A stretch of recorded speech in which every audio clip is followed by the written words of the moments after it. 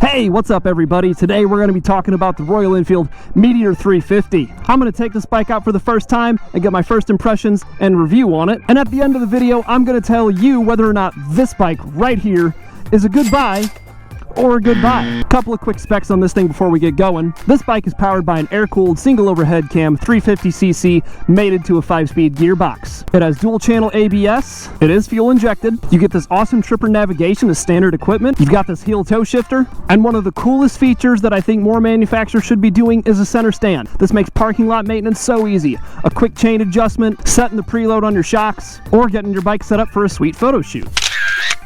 And I don't know if you guys can see this, but I do kind of like that little ring around the headlight. I think that's a nice, spicy little touch. Oh, that's hot. That's hot. And one last thing before we get going, only 5% of you are subscribed to my channel who watch my videos. I would really love to see that number go up, so if you genuinely enjoy today's content at the end of this video, please consider leaving me a like and hitting that subscribe button, and then leave a comment below telling me what you enjoyed about it. Let's get to it. And welcome to the test ride. So what is this motorcycle at its core? This is a standard cruiser motorcycle. No, not like the big Harley cruisers or the Indian cruisers or anything from the Japanese OEM that could be considered a cruiser. If you do an image search for standard motorcycle, something like this is probably what you're going to find. Now the first thing I noticed was the very nimble handling and lightweight and flickability of this motorcycle, but I also noticed how comfortable it was. The seat is very well made. I don't think you'd have any need to go to an aftermarket seat for this bike. It is super comfortable. Whoa! Easy there, squirrel friend. And unlike the liquid cool, dual overhead cam, small displacement naked bikes from the Japanese OEMs, this is an air-cooled, single overhead cam design, so it's very laid back. This motor isn't begging you to rev it and dig into it constantly. It really puts you in a take-it-easy state of mind. And if you're a beginner and you're doing a walk-up to this motorcycle, I think the first thing you're going to notice is that it's not intimidating to approach and sit on. Oh, can we get this guy? Let's get him. Come on. Come on. Oh, I screwed him up. I'm a menace. As I was saying, it's a really confident walk-up. The seat height, and this is going to be something crucial to beginners, is a very low seat height, only 30 inches. To give you a reference, that's only about as tall as a Honda Grom. This is the base model. This is the Fireball. Pretty plain Jane. You can move up to the Stellar for $100 more, and you can get a sissy bar with a little bit of chrome flair here and there. And you can also move up to the Supernova, which gets the chrome, the sissy bar, and also adds a very small windscreen in the front. I'm not a chrome fan. I like my blacked out finish. I think it's easier to keep clean. However, it does fade a little bit over time, so there are some trade-offs to that. A really quirky feature about this motorcycle is that it does come with a heel toe shifter, even on the base model like you see here. Now this heel toe shifter, you either love it or you hate it. Me personally, I'm indifferent. I don't think this bike needs it. It's cool that they gave it to you. It's kind of a disappointment that you can't just take it off because it is one solid piece for the heel and the toe together, so you can't have one without the other. That's kind of a downer, but I can look past that. The suspension on this bike is pretty plush. It's pretty soft, not super firm, so I'm not going to say that this is the bike to take out and go ride aggressively with. Can you get down and have some fun on some twisty roads?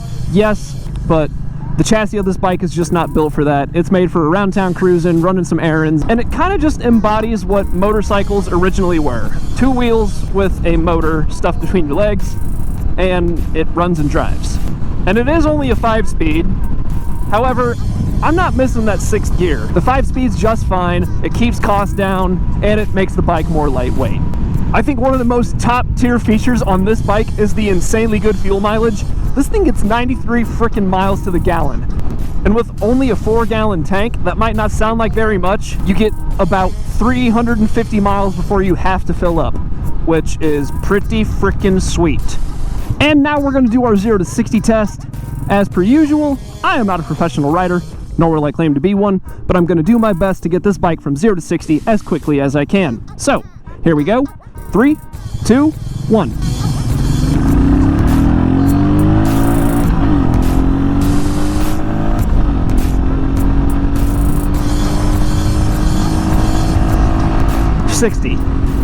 Wow, that took a second. But here we are on the interstate at 70 miles per hour. This does not exactly feel safe. I don't feel like I'm a detriment to myself, but I think 70 is all the faster you'd want to go on this bike. Out west, where the highway speeds get up to as high as 80 miles per hour, I would not recommend taking this bike out there. I think the sweet spot is probably somewhere between 45 and 60 for cruising, but if you absolutely had to get on the highway and you had to do 70 miles an hour, I'm doing it. I don't know how well it would do for sustained periods of time at 70 miles an hour, but for right now, just a quick stint from exit to exit, this is fine. Another really great feature for beginner riders is that dual channel ABS. For any new riders that might be watching this, ABS is a great feature to have on any new bike. Can you get by without it? Yes, but you never know where it's going to come in handy and where it might actually save you. My gauges are both very easy to read. I can see very clearly what's happening with the machine.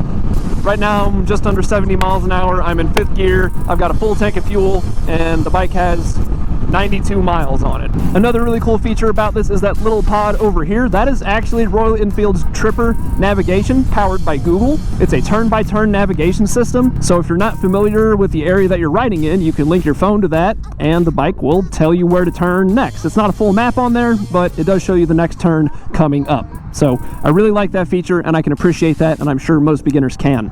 If you live in a big city or just kind of an urban community with a lot of street roads or some side roads with a speed limit of 55 miles per hour, this bike would suit you great. Me, personally, I wouldn't buy one of these because I don't need one of these. I wonder if I can get it to wheelie. I don't know if I can, but I'm gonna try. I picked the front tire up right there. Let's try it one more time. Okay, one more go at it after this car passes. Yeah, baby! So, I don't think it has enough power to pull the front wheel up. Someone with better riding skill than me could probably do it, but as far as I can tell, this bike does not wheelie, and it's not really built for it. If that's what you want, you're looking at the wrong bike. I tell you though, I am having a great time on this thing. It is really fun. And it goes back to what I said earlier about it putting you in a very take it easy state of mind. That's so true. I just kind of want to hang out on it and just go right around town with it. That sounded like shit. It's not high strung, it's very forgiving, and I think for any beginner looking to get the bang for their buck, you can pick one of these up for less than $6 grand out the door. You're gonna have anywhere between $1,000 and $1,500 in dealer fees before you get it out the door. But within that purchase, you're gonna get a 3-year warranty on this motorcycle, and you're gonna get all the member benefits that include towing service, flat tire change service, emergency gas delivery, battery jump service, and key lockout service for the entirety of the warranty. I don't know any other company that does this. That is freaking cool. And now I gotta tell the people what they want to know. Is this a good buy? I think it depends. If you're looking for your first motorcycle and you want it to be relaxed, not intimidating, and still have some really good features, this is a good buy. If you want a really sporty, capable, and rev-happy engine in your motorcycle, this is not the bike for you. This is goodbye. Me, personally, based on my opinion, goodbye.